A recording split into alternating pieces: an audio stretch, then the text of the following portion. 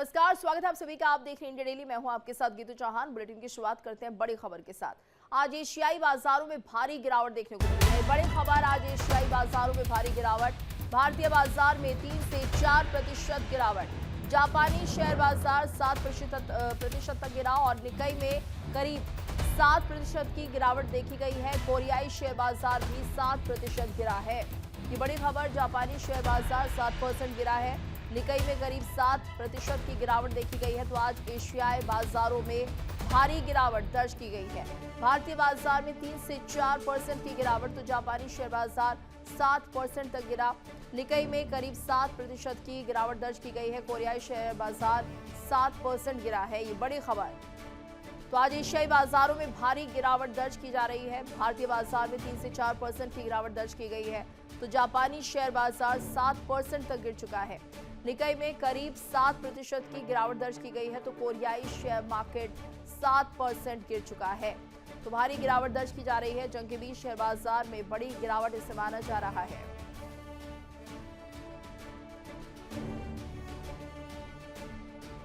और वहीं ईरान युद्ध का शेयर मार्केट पर बुरा असर पड़ता हुआ दिखाई दे रहा है। तो ईरान युद्ध का शेयर मार्केट पर बुरा असर, दुनिया भर के शेयर बाजार में हाहाकार मचा हुआ है। भारतीय शेयर बाजार में भी भारी गिरावट दर्ज की गई है।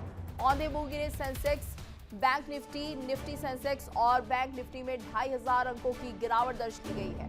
निफ्टी भी 750 अंक के करीब लुढ़क चुका है। तो बड़ी खबर, जंग के बीच शेयर बाजार में बड़ी गिरावट, ईरान युद्ध का शेयर मार्केट पर बुरा असर और ऐसे में दुनिया भर के शेयर मार्केट में हाहाकार मचा हुआ है। भारतीय शेयर बाजार में भी भारी गिरावट दर्ज की गई है।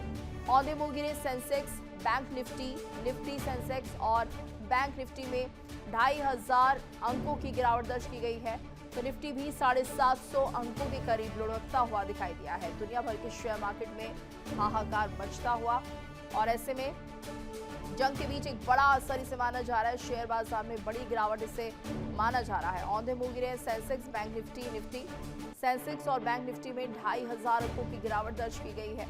तो निफ्टी भी 750 अंकों के करीब लुढ़क चुका है। ये बड़ी खबर। तो जिस तरह से युद्ध आगे बढ़ रहा है, बाजार में हाहाकार मचता हुआ, मार्केट जो है वो डाउन होता हुआ दिखाई दे रहा है। दुनिया भर के शेयर बाजार में हाहाकार मचा हुआ है।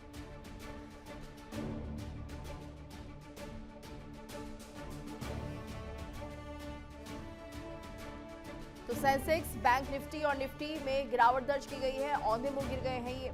सेंसेक्स और बैंक निफ्टी में 2200 अंकों की गिरावट दर्ज की गई है। तो निफ्टी भी 700 अंकों के करीब लुढ़क चुका है। ये भारी गिरावट मानी जा रही है।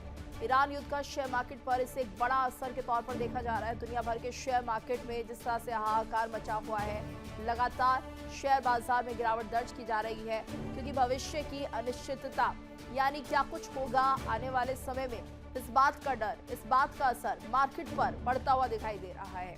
अगर हम बात करें सेंसेक्स, बैंक निफ्टी और निफ्टी की, तो औंधे मुंह ये गिरे हैं और जिस हिसाब से बाजार को कारोबार करना चाहिए वैसा नहीं हो रहा है। शेयर मार्केट पर एक बड़ा असर ये माना जा रहा है। तो युद्ध के बीच ये बड़ी खबर आ रही है कि भारी गिरावट यहाँ पर दर्ज की जा रही है और ऐसे में शेयर मार्केट के अंदर एक तरह से जिस तरह की अनिश्चितता आ गई है और अब इसका ऊपर उठ पाना कुल मिलाकर थोड़ा मुश्किल होता हुआ दिखाई दे रहा है, क्योंकि लोगों के बीच डर है कि जंग के दौरान किस तरह के हालात बनेंगे भविष्य में। और ऐसे में आज इसी को लेकर हम चर्चा भी कर रहे हैं।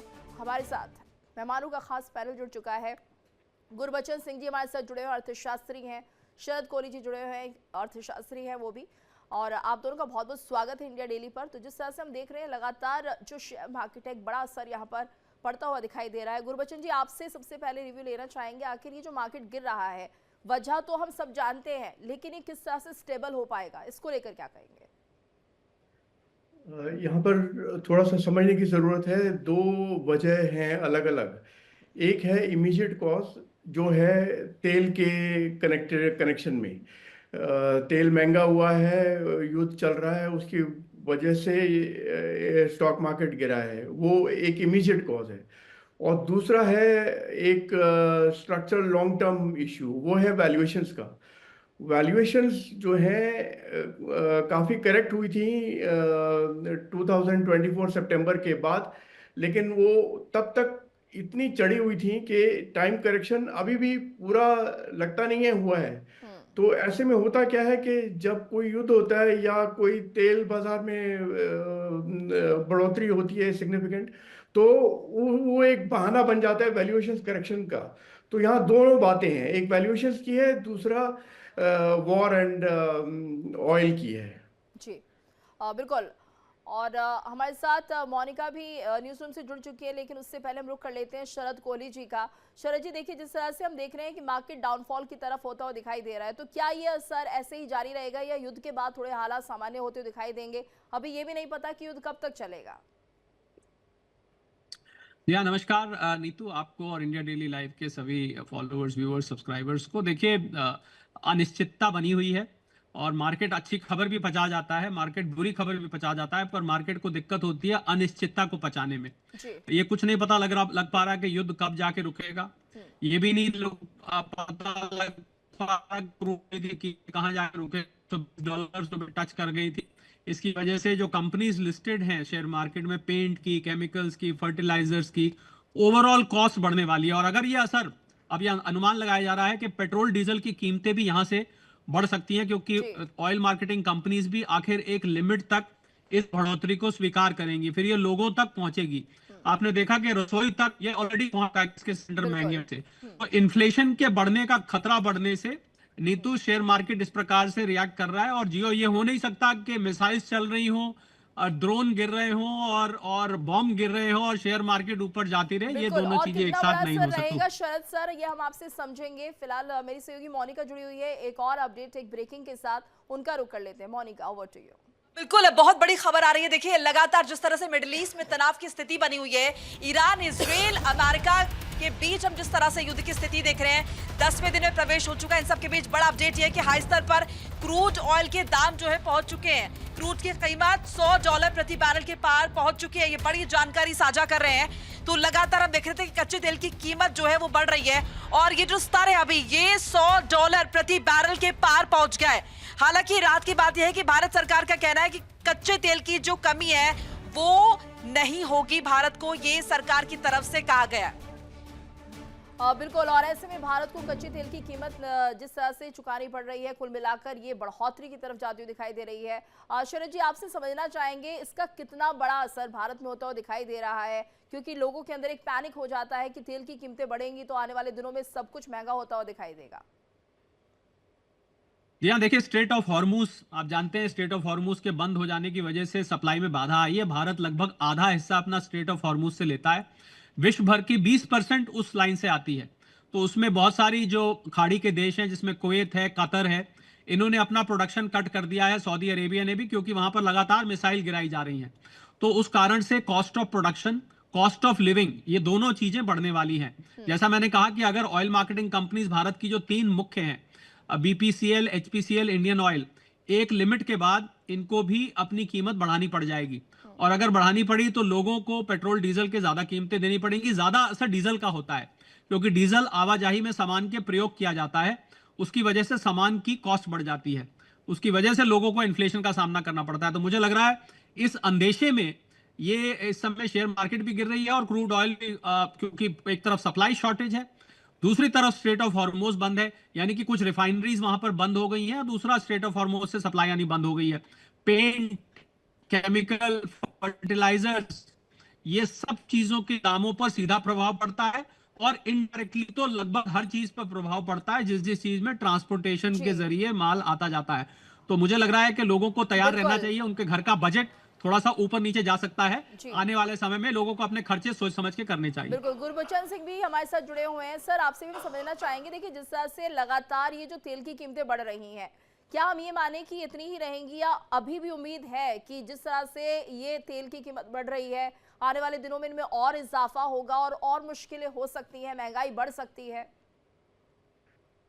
ऐसा है कि कुछ संकेत मिले हैं कि इंडिया रशिया से ऑयल खरीद सकता है। तो चिंता की वजह ज़रूर है, लेकिन बहुत ज़्यादा चिंता दुनिया भर में बहुत देशों के सिंह लिए, साहब, लेकिन इसमें एक और चीज ये है कि 90% जो हमारा फ्यूल आता है उसके लिए मिडिल ईस्ट पर हम डिपेंडेंट हैं। अब मिडिल ईस्ट में लगातार स्ट्रेस बना हुआ है, भारत सरकार कह रही है कमी नहीं होगी, सो वो 90% का क्या ऑल्टरनेटिव है रशिया, क्या हम ये समझें, या फिर लोगों के बीच पैनिक क्रिएट ना हो इसीलिए भारत सरकार की तरफ से कहा जा रहा है कि सब कुछ कंट्रोल में है? नहीं, एक चीज़ और ध्यान में रखनी होगी, वो ये है कि अभी 60-65 डॉलर से 100 के ऊपर क्रॉस कर गई है, ये बहुत बड़ा जंप है।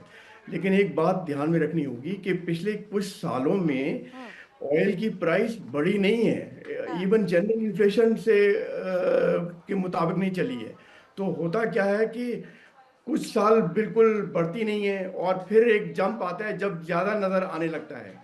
और दूसरा मैं ये भी कहूँगा कि जब पीछे ग्लोबल फाइनेंशियल क्राइसिस हुआ था 2007 में, तो 100 क्या, वो तो बहुत ज़्यादा क्रॉस कर गई थी।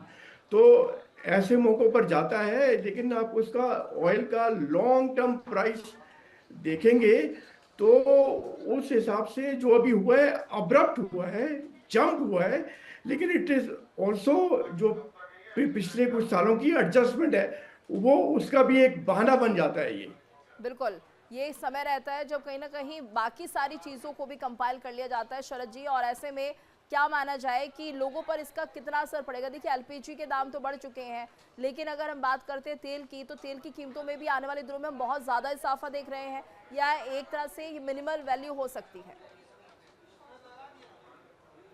देखिए, रशिया से हम लगातार ले रहे हैं, हमने रशिया से तेल लेना बंद नहीं किया है। हालांकि ट्रम्प साहब ने बोला 30 दिन की और मोहलत देते हैं आपको, तो हम किसी से मोहलत नहीं लेते हैं, हमें जरूरत नहीं किसी की मोहलत की। अब रशिया से पहले ही ले रहे हैं। अब रशिया, अमेरिका, नाइजीरिया, ये कुछ ऑल्टरनेट सोर्सेस हैं जहां से हम ऑयल को अभी भी ले रहे हैं। आधा ऑयल यहाँ से आता है, बाकी का आधा अन्य जगहों से भी आता है। तो मुझे लग रहा है कि यहाँ पर बाकी के विकल्पों पर विचार किया जाएगा। जिस प्रकार कुकिंग गैस के लिए आपके पास इलेक्ट्रिकल इंडक्शन का ऑप्शन होता है, आपके पास बायो गैस का होता है, आपके पास इलेक्ट्रिक कुकर्स का होता है, इसी प्रकार जो बैटरी के व्हीकल्स हैं, मुझे लग रहा है उनका प्रयोग लोग ज्यादा बढ़ाएंगे अगर पेट्रोल डीजल की कीमत से बढ़ती है। परंतु इतनी नहीं वो बढ़ा सकते कि हम उसका महंगाई पर असर को इम्यून कर सके, वो नहीं हो पाएगा। आने वाले कुछ समय का मुझे लगता है, जब भी युद्ध होता है ना स्वाति, तो उसमें अंग्रेजी में बोलते हैं we should take one day at a time. हमें हर दिन को एक नया दिन होता है। देखिए, हर दिन हर घंटे कोई ना कोई नई खबर, कोई ना कोई नया डेवलपमेंट होता है। खमीनाई साहब के पुत्र वहां पर सुप्रीम लीडर बने हैं, हो सकता है इससे लड़ाई और भी ज्यादा घमासान हो जाए।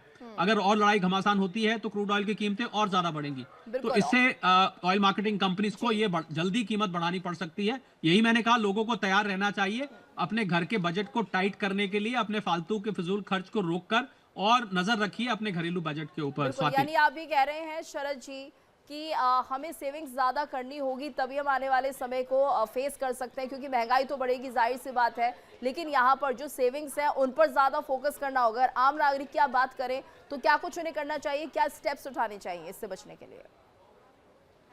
इसमें सबसे अच्छा तरीका यह है आम आदमी के लिए, क्योंकि देखिए, एक पुराना गाना है स्वाति, सिकंदर ने पोरस से की थी लड़ाई तो मैं क्या करूं। मतलब अगर वहां हमसे हजारों किलोमीटर दूर लड़ाई हो रही है तो इससे मेरा क्या लेना देना, बिल्कुल आपका सरोकार है।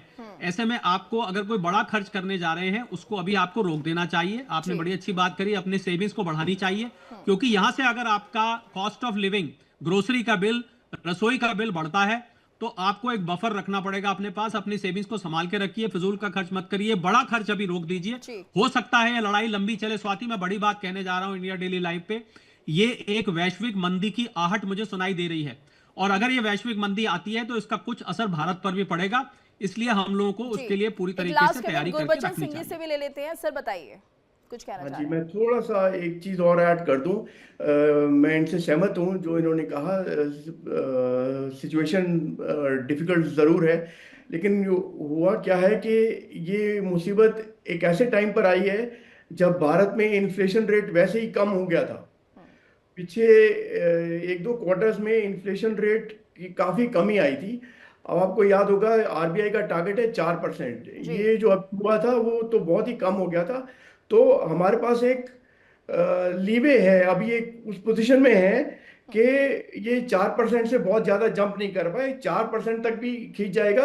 हाँ, अगर बहुत बढ़ जाता है फिर वो अलग बात है। जी, तो कुल मिलाकर थोड़ा सा यहाँ पर वाइजली लोगों को चलना होगा, क्योंकि आने वाले समय में महंगाई बढ़ना लाजमी है। जिस तरह से अपडेट्स लगातार सामने आ रहे हैं, धन्यवाद करना चाहेंगे आप दोनों मेहमानों का हमारे साथ इस चर्चा में जुड़ने के लिए।